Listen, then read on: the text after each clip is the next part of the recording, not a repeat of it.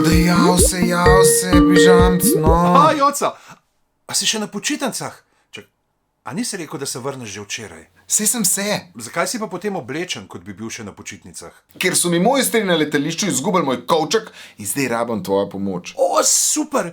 Vohunska odprava. A se bova utihotapila v skladišče in ga skušala izbrskati? Ti se na jaso ne bi mogel tihotapati.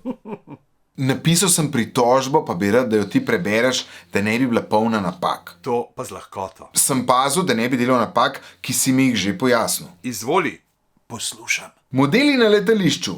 Oni dan, to sem prebral v eni ful stari knjigi, a ni kul fraza. Sem priletel k vam in sem za manj čakal svojo prtljago. Minilo je že 7 laških let, mojega kovčka pa ni bilo na tekočem traku. Kot pravi pregovor, kdor išče, ta najde. Tako da upam, da ste našli moj kovček in mi ga boste poslali, saj mi je ljub spomin na pretekla potovanja. Ajd, čau, Joco.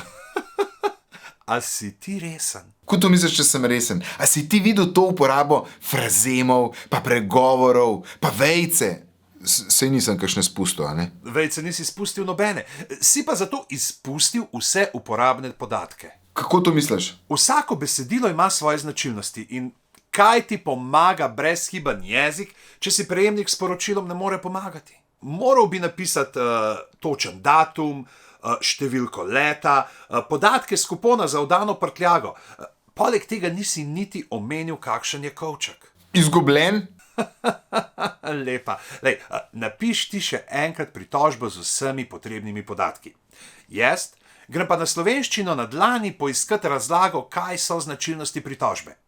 Tako boš lahko preveril, da nisi česa pomembnega izpustil. Zmenen. A ja, pa spremeni še začetek in konec v spoštovani in z lepimi pozdravi. Naredim. Ajča. Z lepimi pozdravi. Ma ne pejce solit. Ni treba, saj sem se na morju namakal v slani vodi. Kaj misliš, da si že na cilju, pa tale bo še dolga.